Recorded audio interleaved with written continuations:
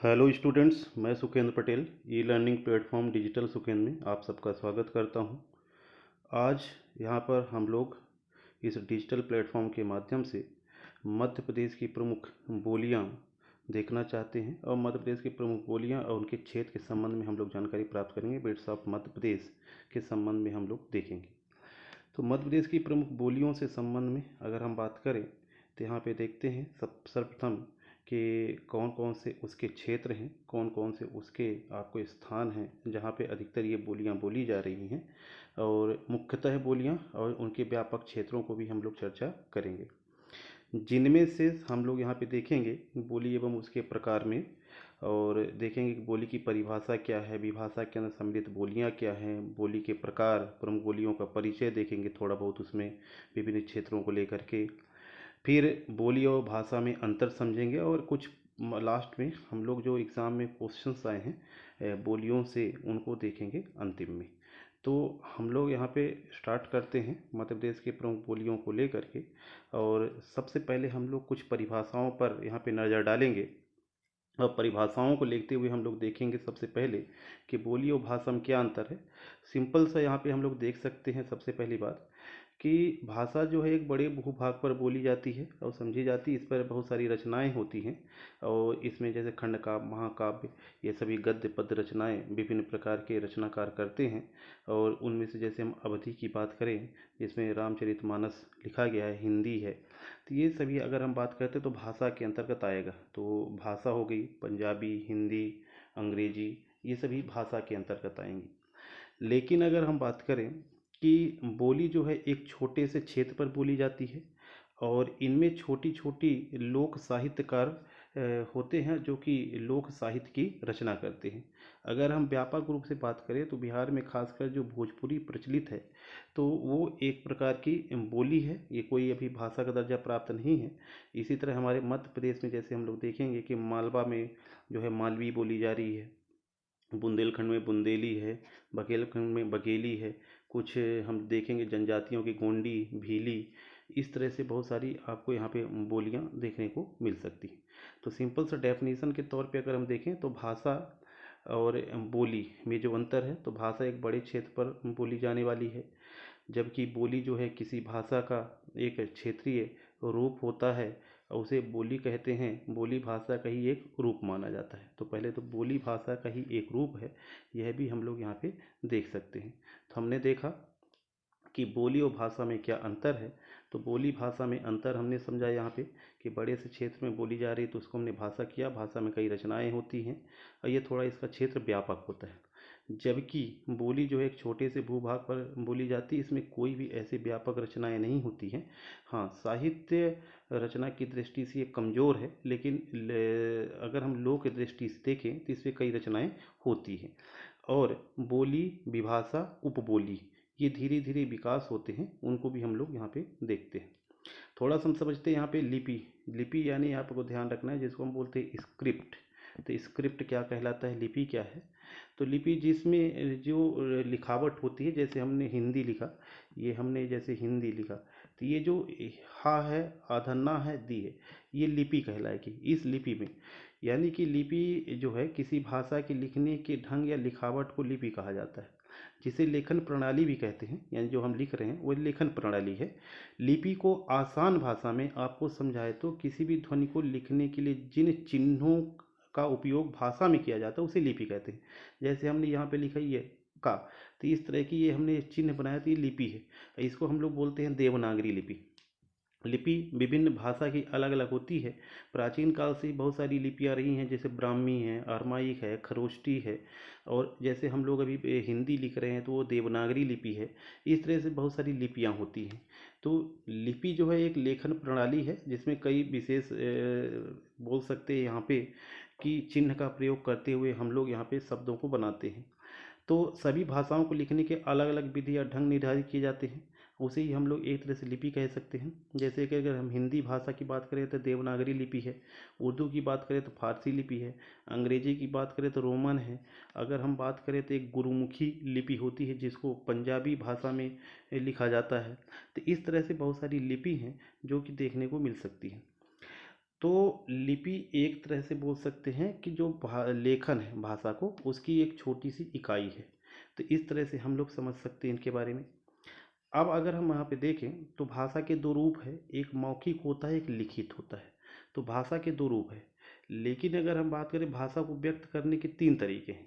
भाषा को व्यक्त करने के लिए मौखिक, लिखित और एक सांकेतिक होता है व्यक्त करने के तरीके। लेकिन भाषा के दो ही रूप है, यहाँ पे ध्यान रखेंगे। मौखिक, मौखिक यानी ध्यान रखेंगे कि जिसको हम मुख से बोला जा सकता है और उनको हम कानों से सुन सकते हैं, वो मौखिक भाषा कहलाती है। जबकि लिखित में कि जो हम लिपि है, उस लिपि के जो विशेष अक्षर है, शब्द है, उनको प्रयोग करते हुए हम किसी भी लिपि में किसी भाषा को लिखते हैं तो हमारा हो जाता है लिखित।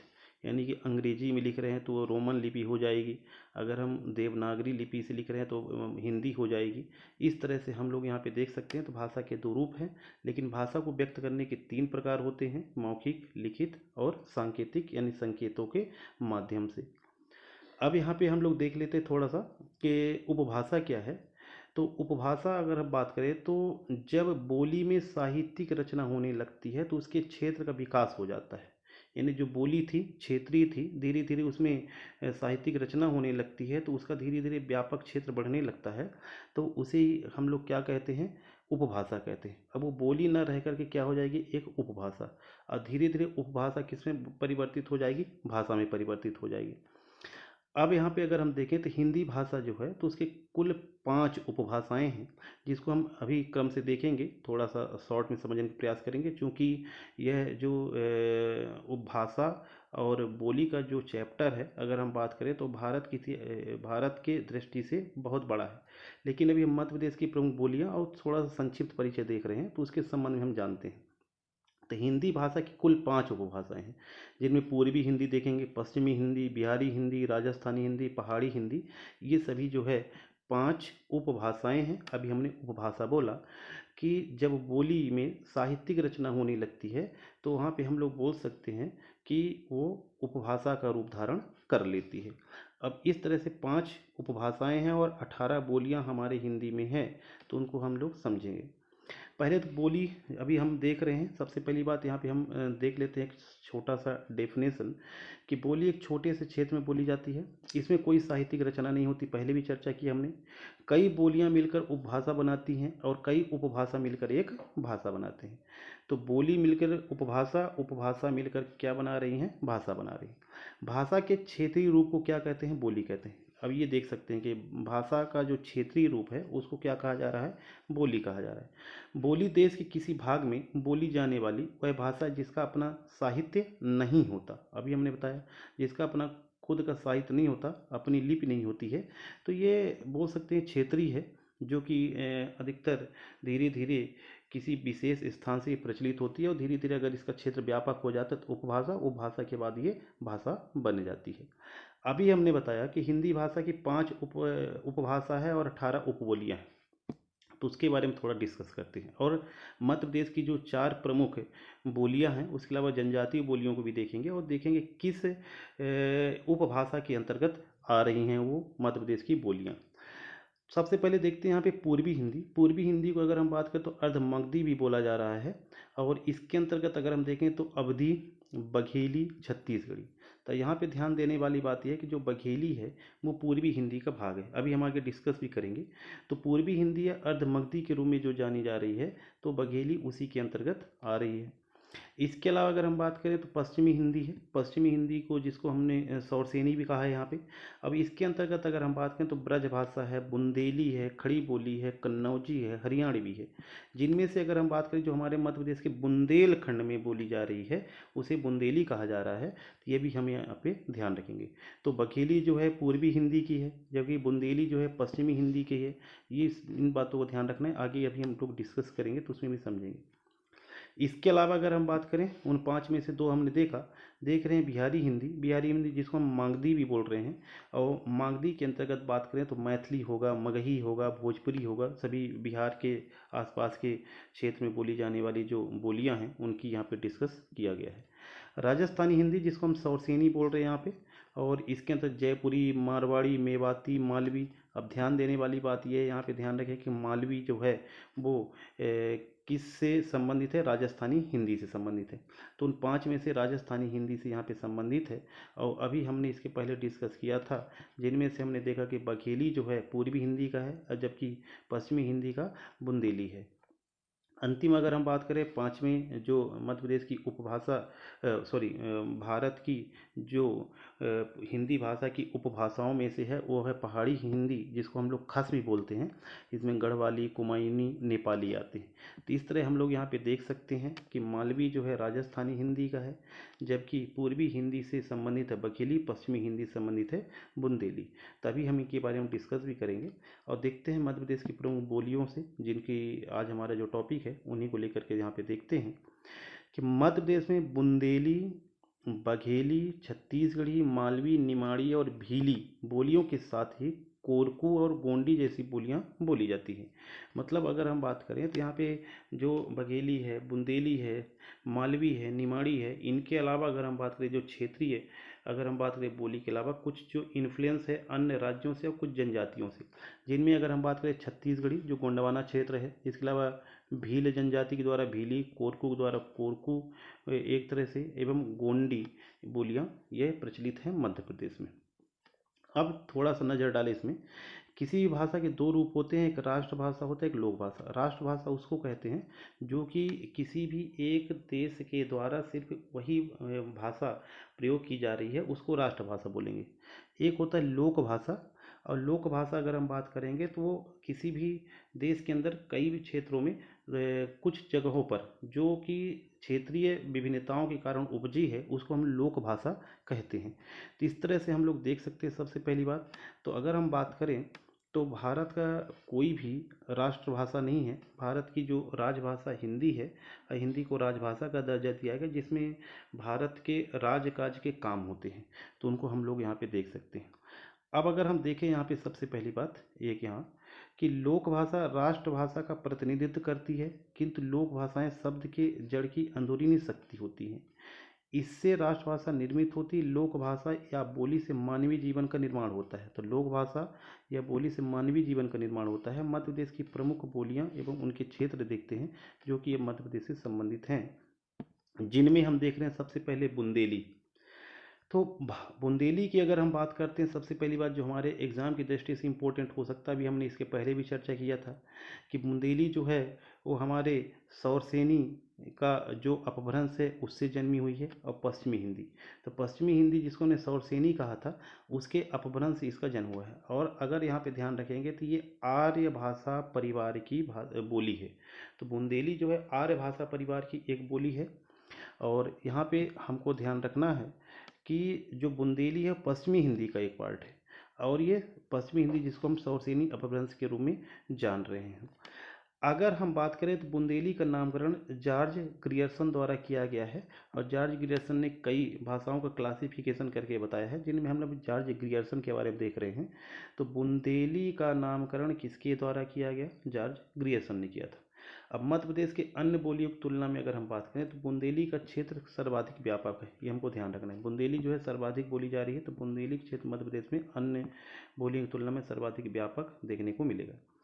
अब अगर हम बात करें विस्तार की, तो बुंदेलखंड का क्षेत्र जहाँ अधिकतर बुंदेला शासकों ने भी शासन किया है, वीर सिंह बुंदेला वगैरह, और उसी क्षेत्र की अगर हम बात करें तो वहाँ पे अधिकतर ये बुंदेलखंड क्षेत्र है, जो कि आपके बघेलखंड से लगा हुआ है।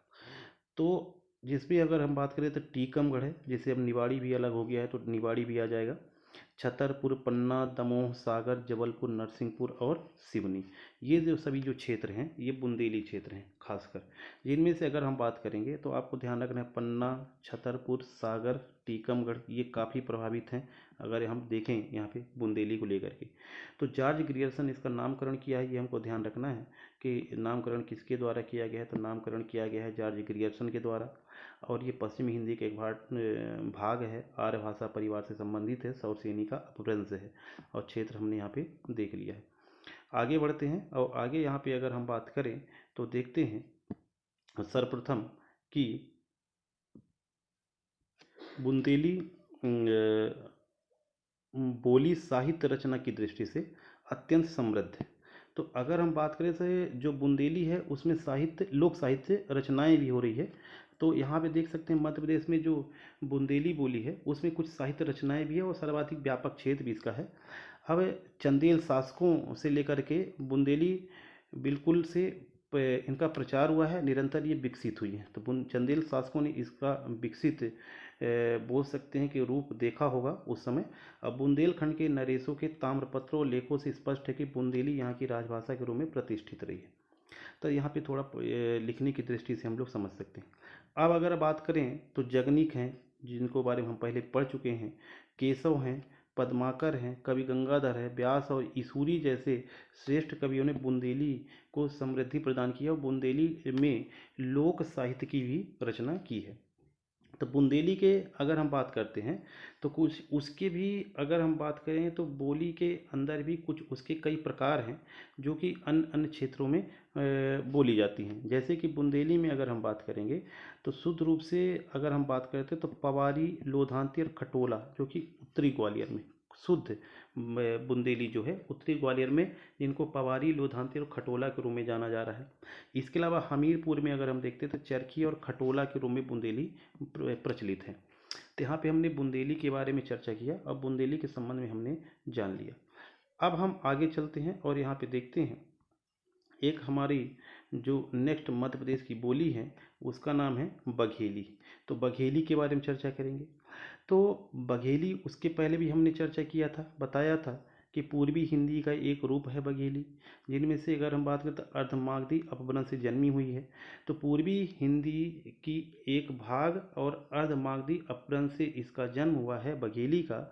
और अगर हम यहाँ पे देखते हैं तो 12वीं शताब्दी में जो रीवा रियासत के राजा थे व्याघ्रदेव ने बघेल राज्य की नींव डाली थी।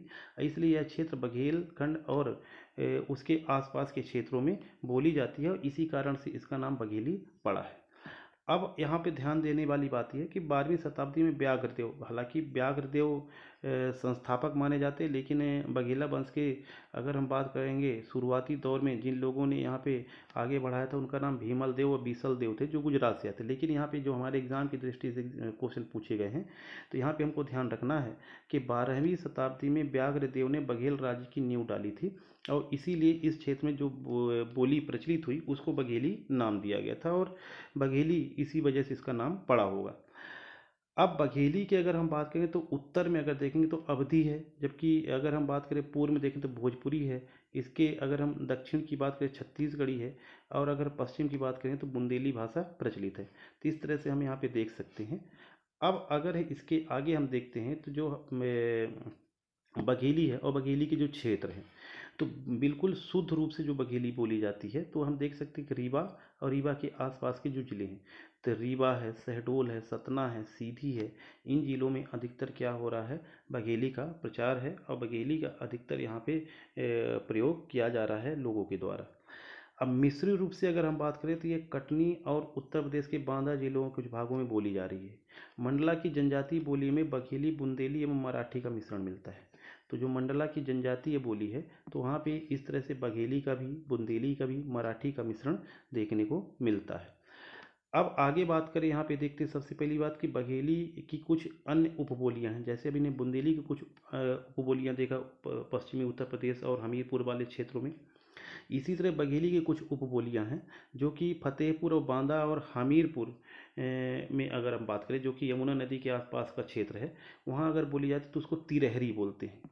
तो तिरहरी किसकी अगर उपबोली मानी जाएगी तो बोलेंगे कि बघेली की, जो कहाँ की फतेहपुर, बांदा, हमीरपुर और उसके जो यमुना नदी का आसपास का जो किनारा है, रहने वाले जो किनारों में रहने वाले जो लोग हैं वो तिरहरी नाम की जो भाषा बोल रहे हैं वो बोलते हैं कि बघेली की एक उपबोली है। अब अगर हम बात करते हैं तो इसको एक और है तिरहरी के अलावा गहोरा। तो गहोरा जो है अगर हम बात करेंगे तो बांदा जिले में और बांदा जिले के आसपास अगर हम केन और नगेन नदियों का जो आसपास का क्षेत्र है वहाँ के रहने वाले जो लोग हैं वो बघेलखंडी का ही एक बोल सकते हैं प्रकार है जिसको गहोरा बोला जा रहा है। तो तिरहरी और गहोरा यहाँ पे हम लोग यहाँ पे ध्यान रख सकते हैं। अब आगे बात करें तो हम देखते हैं कि मध्य प्रदेश की और भी अन्य जो मध्य प्रदेश की बोलियां हैं उनमें से अगर हम बात करें तो मालवी है। तो मालवी अगर हम बात करते हैं तो राजस्थानी वर्ग की पहले भी हमने बताया जब यहाँ पे वर्गीकरण देखा था 5 में। तो राजस्थानी वर्ग की प्रमुख बोली है जो कि सौरसेनी अपभ्रंश से विकसित है। अब ध्यान देने वाली बात यहाँ पे अगर हम बात करें, जैसे कि बुंदेली का नामकरण किसके द्वारा किया गया, जॉर्ज ग्रियर्सन द्वारा। इसी तरह अगर हम बात करें तो डॉक्टर धीरेन्द्र वर्मा ने इसे दक्षिणी राजस्थानी कहा है। ये बातें हमको ध्यान रखना है कि मालवी को दक्षिणी राजस्थानी की संज्ञा किसके द्वारा दी गई, तो डॉक्टर धीरेन्द्र वर्मा के द्वारा दी गई। अभी हम आगे प्रश्न भी सॉल्व करेंगे, बहुत सारे क्वेश्चंस देखेंगे उसमें। अब इसका क्षेत्र अगर हम बात करते हैं तो इंदौर उज्जैन के आसपास का जो क्षेत्र है, जिनमें अगर हम बात करते हैं तो मालवा नाम से जो जाना जाता है उसको यहाँ पे अधिकतर प्रसारित किया गया है। और इस क्षेत्र में अधिकतर जो बोली बोली जाती है उसको हमने इसीलिए मालवा क्षेत्र में बोला है, मालवी बोला है। अब अगर देखते हैं शुद्ध रूप से जहाँ इसका अधिक प्रचलन है, जैसे कि देवास है, इंदौर है, उज्जैन है, और इसके अलावा कुछ क्षेत्रों में अगर हम बात करें होशंगाबाद, बैतूल, छिंदवाड़ा जिलों में भी अधिकतर इसका प्रचार हुआ है, वहाँ अधिकतर लोग बोलते हैं। तो मेन रूप से देवास, इंदौर, उज्जैन का क्षेत्र है, ये हमको ध्यान रखना है। देवास, इंदौर और उज्जैन का क्षेत्र जहाँ पे मालवी और मालवा क्षेत्र में अधिकतर ये प्रचलित है। और मालवा के बारे में मैंने पहले भी चर्चा किया था जब यहाँ पे हमने पढ़ा था मध्य प्रदेश का इतिहास, तो मैंने बताया था कि मालवा का नाम मालव जाति के नाम पर औलिकर वंश के शासकों ने रखा था। और मालवी मूल रूप से मारवाड़ी मारवाड़ी अगर हम बात करेंगे तो राजस्थानी वर्ग की एक बोली है, और राजस्थान में अधिकतर मारवाड़ी का प्रचलन है, तो मारवाड़ी से है। तो मालवा मालवा के क्षेत्र में बोली जाने वाली बोली मालवी का मूल रूप से संबंध किससे है, मारवाड़ी से है। अब इसके अगर हम बात करें जो भी शब्द हैं तो उस पर बुंदेली, गुजराती और मराठी का प्रभाव देखने को मिल रहा है मालवी में। तो ये हमने देख लिया, मालव जाति के नाम पर औलिकर वंश के शासकों ने मालवा का नामकरण किया था। आगे बढ़ते बात करते हैं निमाड़ी की। और निमाड़ी बोली अगर हम बात करें तो पश्चिमी मध्य प्रदेश के क्षेत्रों में अधिकतर बोली जा रही है।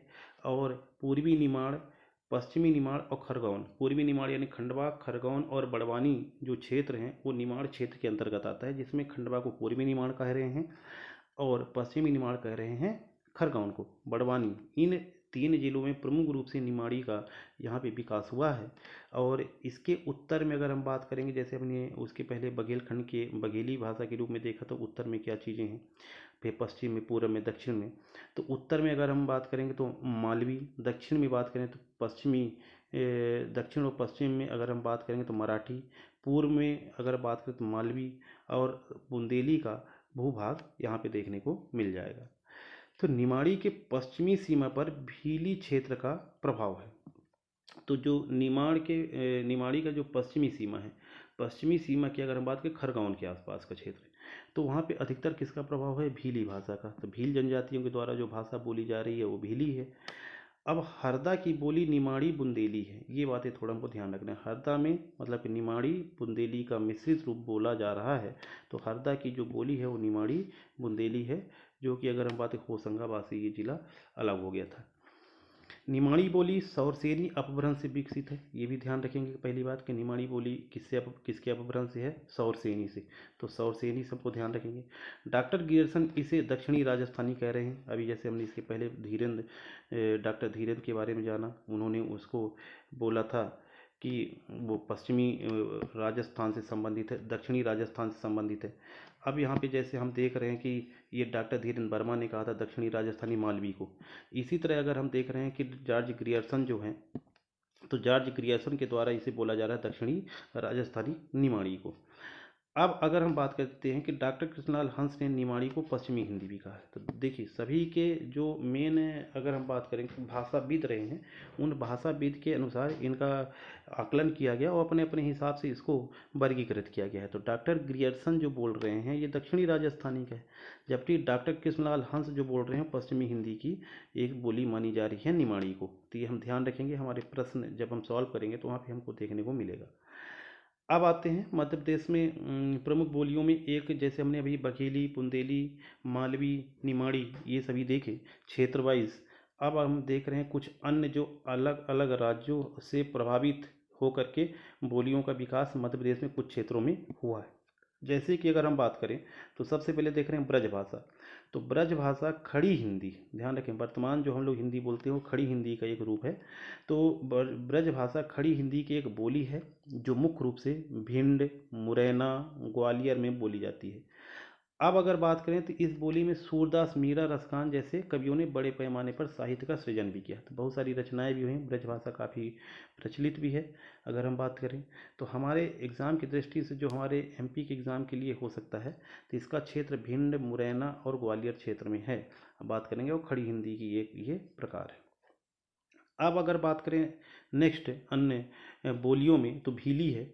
तो भीली जो है अगर हम बात करेंगे तो भील जनजातियों के द्वारा मुख्य रूप से जहाँ इनका बसाहट है वहाँ बोली जा रही है, जैसे कि रतलाम है, धार है, झाबुआ है, खरगोन है, अलीराजपुर, ध्यान रखेंगे यहाँ पे।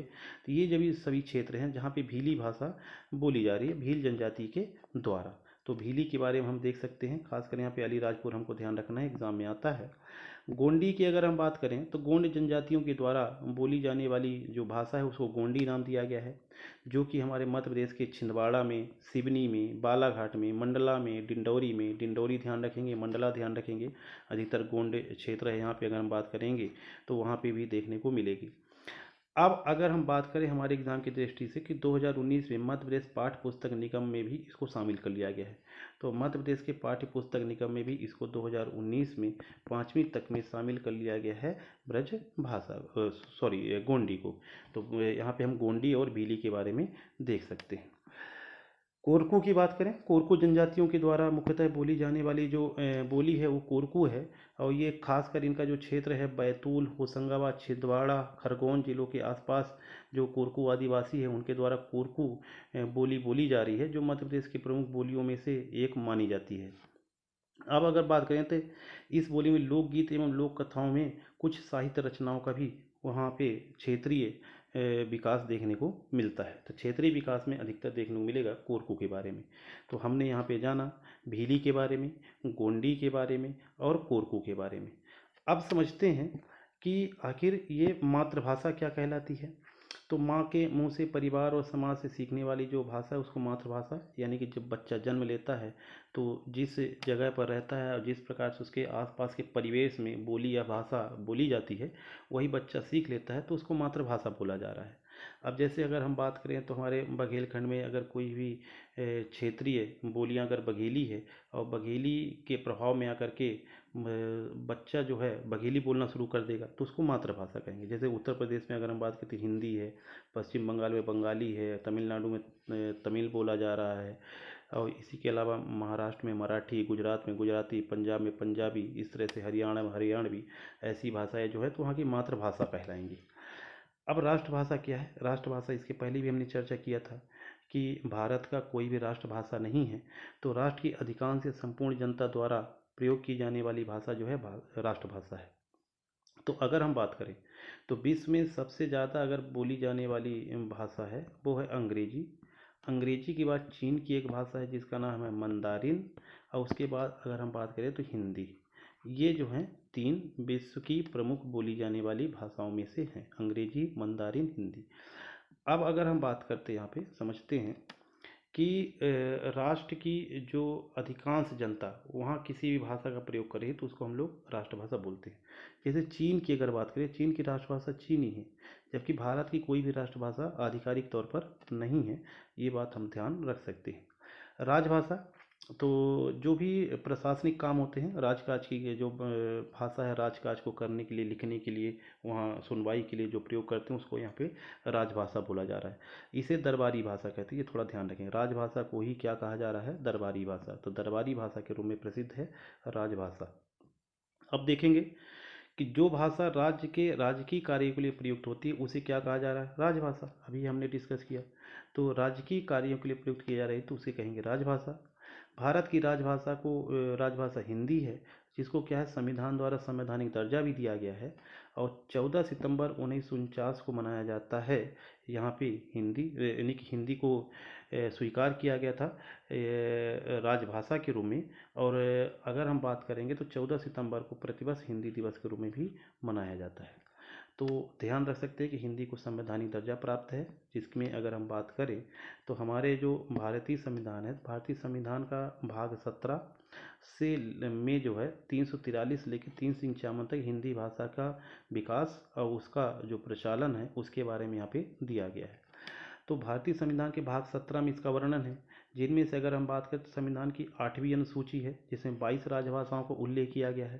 तो भाग 17 अनुच्छेद 343 से लेकर 351 तक 8वीं अनुसूची में 22 राजभाषाओं को यहाँ पे बताया गया है। प्रारंभ में अगर हम बात करें तो हमारे जो संविधान में 14 राजभाषाओं को यहाँ पे मान्यता प्रदान किया गया था। बाद में 8 और जोड़ा गया था, जो आगे हम लोग कभी डिस्कस करेंगे MPSI के प्रमुख हिंदी वाले टॉपिक में, तो वहाँ डिस्कस कर सकते हैं। तो वर्तमान में अगर हम बात करें तो 22 राजभाषाएं हैं। अब अगर हम बात करें, जैसे हमने अभी चर्चा किया कि हिंदी दिवस 14 सितंबर को मनाया जाता है, जबकि अगर यहाँ पे हम डिस्कस करें कि विश्व हिंदी दिवस को मना रहे हैं 10 जनवरी को, तो विश्व हिंदी दिवस 10 जनवरी को मनाया जाता है। अब अगर हम बात करें तो प्रथम राजभाषा आयोग कब गठित हुआ था? 1955 में, जिसकी अध्यक्षता किसके द्वारा की गई थी? BG खेर द्वारा। तो प्रथम राजभाषा आयोग बना 1955 में और इसकी अध्यक्षता BG खेर के द्वारा की गई थी। अभी हम केवल ओवरव्यू देख रहे हैं। अगर हम यहाँ पे देखें तो हिंदी भाषा की लिपि सबको पता है देवनागरी है। इसका अगर हम बात करें उल्लेख जो है तो गुजरात के राजा थे जयभट्ट, तो उनके कुछ शिलालेख प्राप्त हुए जहाँ से इसका उल्लेख देखने को मिलता है। तो यहाँ पे खास बात ध्यान देने वाली बात यह है कि हिंदी का जो वर्णन है भाग 17 में है 343 से 351 तक, और 8वीं अनुसूची में कुल 22 राजभाषाएँ हैं, यह हम लोग यहाँ पे समझ सकते हैं। अब अगर हम बात करें तो हिंदी जो राजभाषा है वो मानने वाले कितने राज्य हैं? तो यहाँ पे देखेंगे सबसे पहले उत्तर प्रदेश, जहाँ पे हिंदी राजभाषा को मान्यता प्रदान किया है। बिहार है, झारखंड है, मध्य प्रदेश है।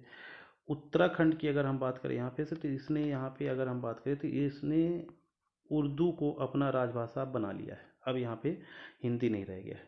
तो उत्तर प्रदेश, बिहार, झारखंड, मध्य प्रदेश, हिमाचल प्रदेश, छत्तीसगढ़, राजस्थान, हरियाणा और एक केंद्र शासित प्रदेश दिल्ली, यह सभी जो राज्य हैं हिंदी भाषी राज्य हैं और यहाँ अधिकतर हिंदी राजभाषा को दर्जा दिया गया है। तो एक हमारे एग्ज़ाम में पूछा जाता है, तो इसको हम लोग यहाँ पे देख सकते हैं। आगे बढ़ते हैं और देखते हैं कुछ महत्वपूर्ण प्रश्न जो हमारे एग्ज़ाम से आए हैं, उनको हम लोग यहाँ पे समझ लेते हैं प्रश्नों के माध्यम से, क्योंकि यहाँ पे जो भी अभी हमने सॉल्व किया वो अधिकतर प्रश्नों में पूछे गए हैं, उन्हीं के अनुसार हमने यहाँ पे डिस्कस किया है। अब प्रश्नों को भी हम लोग समझ लेते हैं। तो सबसे पहले अगर हम बात करें यहाँ पे, तो बुंदेली बोली का बुंदेलखंडी नामकरण किसने किया? अभी हमने पढ़ा। तो बुंदेली जो बोली है, बुंदेलखंडी नामकरण किसके द्वारा किया गया था? जॉर्ज ग्रियर्सन द्वारा। तो जॉर्ज ग्रियर्सन ने बुंदेली बोली को बुंदेलखंडी नामकरण यानी संज्ञा दिया है। मालवी बोली को किसने दक्षिणी राजस्थानी भी कहा है? तो मालवी बोली को अगर हम बात करें डॉक्टर धीरेन्द्र वर्मा द्वारा बोला गया है दक्षिणी राजस्थानी। तो दक्षिणी राजस्थानी के रूप में यहाँ पे उसको यहाँ पे संज्ञा दी जा रही है डॉक्टर धीरेन्द्र वर्मा के द्वारा। आगे प्रश्न देखें, सीहोर जिले में कौन सी बोली बोली जाती है? तो अगर हम बात करें यहाँ पे तो सीहोर जिले में कौन सी बोली बोली जाएगी? तो निमाड़ी, तो निमाड़ क्षेत्र में है। ब्रजभाषा तो अगर हम बात करेंगे तो जो आपका भिंड, गुना, ग्वालियर आसपास का क्षेत्र है जहाँ ब्रजभाषा है। बघेलखंडी, रीवा, सतना, शहडोल, सीधी आसपास का क्षेत्र है। अब अगर हम बात करें सीहोर में अगर हम देखेंगे तो मालवी का प्रचलन होगा। तो मालवी जो है सीहोर जिले में बोली जाती है। अब देखते हैं कि निम्नलिखित में से किस जिले में बुंदेलखंडी बोली नहीं बोली जाती? तो हमने क्षेत्र देखा था और हमने देखा था कहाँ पे बुंदेलखंडी बोली जा रही है और कहाँ पे नहीं बोली जा रही है। तो देखेंगे कि कौन सा क्षेत्र ऐसा है जहाँ पे नहीं बोला जा रहा है। तो विदिशा, रायसेन, शिवपुरी, उज्जैन। तो उज्जैन है मुख्यतः यहाँ, मतलब शुद्ध रूप से तो नहीं है लेकिन कुछ यहाँ पे प्रभाव है इन जगहों पर, लेकिन उज्जैन में बिल्कुल नहीं है। तो उज्जैन में अगर हम बात करेंगे तो यहाँ पे अधिकतर क्या बोला जा रहा है? मालवी, क्योंकि मालवा क्षेत्र है। उसके बारे में हमने डिस्कस किया भी, कौलिकर वंश के शासकों द्वारा इसका नाम रखा गया। तो वहाँ पर अगर हम बात करेंगे तो उज्जैन में जो है बुंदेलखंडी बोली नहीं बोली जाती है। नेक्स्ट प्रश्न बात करें, प्रश्न संख्या 5 की, मध्य प्रदेश के इंदौर जिले में कौन सी बोली बोली जाती है? इंदौर में, तो इंदौर में अगर हम बात करते हैं यहाँ पे अगर देखते हैं तो निमाड़ी, मालवी, बुंदेलखंडी, ए और बी दोनों। तो अगर हम बात करें तो निमाड़ी, क्योंकि निमाड़ से लगा हुआ है, मालवी यानी मालवा क्षेत्र से, तो ये हमारा आंसर यहाँ पे हो जाएगा डी। हमारा आंसर हो जाएगा ए और बी दोनों, निमाड़ी और मालवी दोनों। प्रश्न संख्या 6, कौन सी भाषा राष्ट्रभाषा का प्रतिनिधित्व करती है? तो अगर हम बात करें तो राष्ट्रभाषा और लोक भाषा दोनों जो है राष्ट्रभाषा का प्रतिनिधित्व करती हैं। अच्छा प्रश्न है ये, ध्यान रखेंगे कि कौन सी भाषा राष्ट्रभाषा का प्रतिनिधित्व करती है? तो राष्ट्रभाषा और लोक भाषा दोनों जो है राष्ट्रभाषा का प्रतिनिधित्व करती हैं। प्रश्न संख्या 7 में आते हैं, मालवी भाषा निम्न में से किस जिले में नहीं बोली जाती है? अब मालवी कहाँ नहीं बोली जाएगी? तो देखिए यहाँ पे सिंपल सा हमारा प्रश्न जो 7 है उसका आंसर सी हो जाता है, क्योंकि उमरिया जो है अगर हम बात करेंगे तो ये बघेलखंड क्षेत्र के अंतर्गत आता है अधिकतर, और यहाँ पे बघेली भाषा बोली जाती है। मारवाड़ी से संबंधित बोली कौन सी है? तो मारवाड़ी से संबंधित अगर हम बात करेंगे तो मालवा है, जिसको हमने चर्चा किया था। मालवा क्षेत्र में जो मालवी है वो मारवाड़ी बोली से संबंधित है। तो मालवी बोली जो है मारवाड़ी बोली से संबंधित है, यह देख सकते हैं। प्रश्न संख्या 9 में आते हैं, निम्नलिखित में से कौन सी भाषा मध्य प्रदेश में नहीं बोली जाती है? अब ये भाषा नहीं होना चाहिए, यहाँ पे बोली होना चाहिए। ये बोली होना चाहिए, कौन सी बोली मध्य प्रदेश में नहीं बोली जाती है? तो अगर हम बात करते हैं तो मारवाड़ी नहीं बोली जाती है। मालवा क्षेत्र की जो बोली मालवी है मारवाड़ी से जरूर संबंध है, उसके कुछ शब्द इससे मिलते जुलते हैं, लेकिन मारवाड़ी जो है हमारे मध्य प्रदेश में नहीं बोली जाती। 10 की आते हैं, प्रश्न संख्या 10 में देखते हैं, मध्य प्रदेश की अन्य बोलियों की तुलना में किस बोली का क्षेत्र सबसे अधिक व्यापक है? ये पहले ही हमने प्रथम स्लाइड में देखा था कि जो बुंदेली है इसका क्षेत्र व्यापक है। इसमें कुछ लोक साहित्य की रचनाएं भी, जिसमें ईसूरी, जगनिक, केशव, पद्माकर, ये सभी जो रचनाकार रहे हैं काफ़ी प्रसिद्ध हुए हैं। तो सर्वाधिक व्यापक की बात करेंगे तो आपको हो जाएगा बुंदेली हो जाएगा। चलिए आगे प्रश्न बात करें 11 में और देखते हैं कि डिंडौरी जिले में कौन सी बोली बोली जाती है? तो डिंडौरी जिले में अगर हम बात करेंगे तो अधिकतर यहाँ बोली जा रही है गोंडी। तो डिंडौरी जिले में कौन सी बोली बोली जाती है? गोंडी बोली बोली जा रही है। निम्नलिखित में से गलत मिलान को चयन करना है, पहचानना है। यहाँ पे प्रश्न संख्या 12 में गलत मिलान को यहाँ पे पहचानना है। तो मालवी मंदसौर में ठीक है, निमाड़ी बड़वानी में ठीक है, जो कि आपका खंडवा खरगोन बड़वानी क्षेत्र में है। बुंदेलखंडी विदिशा ठीक है। बघेलखंडी होशंगाबाद में नहीं है। यहाँ अगर हम बात करेंगे तो बुंदेली का अधिकतर प्रभाव देखने को मिल सकता है। तो बघेलखंड के क्षेत्र में जहाँ व्याघ्रदेव ने स्थापना की थी वहाँ पे अधिकतर बोला जा रहा है। प्रश्न संख्या 13, निम्नलिखित सही मिलान का चयन करना है। सही मिलान में अगर हम बात करते हैं इसमें देखते हैं कि कोरकू गुना क्षेत्र में ठीक है, कोरकू गुना क्षेत्र में है। गोंडी सीहोर में ठीक है, बिल्कुल है, सही है। निमाड़ी भिंड में बिल्कुल सही है। भीली जो है अगर हम बात करेंगे तो अलीराजपुर में क्षेत्र में बोला जा रहा है। भीली अधिकतर अलीराजपुर क्षेत्र में बोली जा रही है, सही मिलान करना था इसमें। तो भीली जो है अलीराजपुर में, जबकि कोरकू गुना में नहीं है। कोरकू अगर हम बात करें तो उसके पहले खंडवा खरगोन के आसपास क्षेत्र देखा था। गोंडी जो है मंडला डिंडौरी वाले में। निमाड़ी जो है अगर हम बात करेंगे तो वहाँ अधिकतर निमाड़ी बोली जा रही है, भिंड में नहीं है। निमाड़ी क्षेत्र खंडवा खरगोन बड़वानी वाला एरिया है। तो यहाँ पे हमारा जो आंसर हो जाएगा भीली जो है अलीराजपुर क्षेत्र में नहीं है। ये चीज़ें हमको ध्यान रखना है। तो भीली जो है अलीराजपुर में। चलते हैं, कौन सी बोली साहित्य रचना की दृष्टि से अत्यंत समृद्ध है? तो अगर हम देखते हैं यहाँ पे तो कौन सी बोली साहित्य रचना की दृष्टि से अत्यंत समृद्ध है? तो बुंदेली होना चाहिए, क्योंकि बुंदेली अभी हमने डिस्कस किया था तो इसमें कुछ लोक साहित्यकारों ने रचना की है। तो साहित्य रचना की दृष्टि से अगर हम बात करेंगे तो यहाँ पे हमारा हो जाएगा बुंदेली। तो बुंदेली जो है साहित्य रचना की दृष्टि से महत्वपूर्ण मानी गई है। 15 की बात करें तो हिंदी के राजस्थानी वर्ग की प्रमुख बोली कौन सी है? तो हिंदी के राजस्थानी वर्ग की अगर हम बात करेंगे तो मालवी है। हिंदी के राजस्थानी वर्ग की प्रमुख बोली अगर हम बात करेंगे मालवी है, जिसको हमने डिस्कस किया था। मध्य प्रदेश के शहडोल जिले की कौन सी बोली है भाई? तो मध्य प्रदेश का जो शहडोल है वो बघेलखंड क्षेत्र में आएगा, तो यहाँ पे बघेली होगी। तो बघेली हमारा आंसर हो जाएगा, सिंपल सा प्रश्न है। 17 में बात करते हैं, बघेल राज्य की स्थापना किसने की थी जिससे यहाँ पर बोली जाने वाली बोली का नाम बघेली हो गया? तो अभी हमने डिस्कस किया था कि व्याघ्रदेव, हालांकि बीसलदेव भीमलदेव दो गुजरात के भाई थे, बघेल राज्य की स्थापना करते हैं, लेकिन वास्तविक रूप से अगर हम बात व्याघ्रदेव को माना जाता है यहाँ पे। और व्याघ्रदेव जो है यहाँ पे अपने राज्य में बघेली भाषा यानी बघेली बोली को काफ़ी प्रचलित किया। मालवी निम्न में से किस क्षेत्र की बोली है? तो मालवी किस क्षेत्र में बोली जाएगी अगर हम देखेंगे तो मालवी जो है अगर हम बात करें तो इंदौर में काफ़ी प्रचलित है, मालवा क्षेत्र में। ग्वालियर में तो होना नहीं है, ब्रजभाषा का क्षेत्र की बात करेंगे यहाँ पे। सतना में बघेल खंड क्षेत्र बघेली है, उमरिया में बघेल खंड क्षेत्र तो बघेली बोला जाएगा। ठीक है। प्रश्न संख्या 19 की अगर हम देखते हैं तो यहाँ पे लिखा गया है प्रश्न हमारा कि सौरसेनी अपभ्रंश से विकसित बोली है। तो सौरसेनी अपभ्रंश से कौन सी बोली जो है विकसित हुई है? तो देख सकते हैं यहाँ पे हमारा ऑप्शन जो दिया गया है बघेली, निमाड़ी, मालवी, गोंडी, तो हमारा आंसर हो जाएगा मालवी। तो मालवी जो है सौरसेनी अपभ्रंश से विकसित है इनमें से। प्रश्न नंबर 20 की ओर आए। कोरकू किस जिले की बोली है? तो कोरकू अगर हम बात करेंगे तो अधिकतर बैतूल में बोली जा रही है। तो कोरकू कहाँ बोली जा रही है? बैतूल में। प्रश्न संख्या 21 में आते हैं 21 में। और 21 में हम लोग देखते हैं यहाँ पे कि ब्रज भाषा कहाँ बोली जाती है। अभी हमने चर्चा किया था कि ब्रज भाषा अधिकतर कहाँ है, तो आपका उत्तरी जो ज़िले हैं मध्य प्रदेश के, जैसे भिंड है, मुरैना है, ग्वालियर है, ये सभी चीज़ जो है जहाँ पे अधिकतर क्या हो रहा है, ब्रज भाषा का क्षेत्र है। तो ब्रज भाषा यहाँ पे अधिकतर आपको देखने को मिल सकती है। आगे बढ़ते हैं। प्रश्न संख्या हम लोग बात करते हैं 22 की कि झाबुआ की बोली है। तो झाबुआ की अगर हम बात करेंगे तो मेन रूप से भीली, निमाड़ी, मालवी। तो झाबुआ में अगर हम देखते तीन ऑप्शन के आधार पे तो निमाड़ी और मालवी दोनों बोली जा रही है। तो निमाड़ी भी है यहाँ, मालवी भी है, यानी कि प्लस 2 और 3 दोनों हो जाएगा। निमाड़ी और मालवी दोनों यहाँ पे बोली जा रही हैं।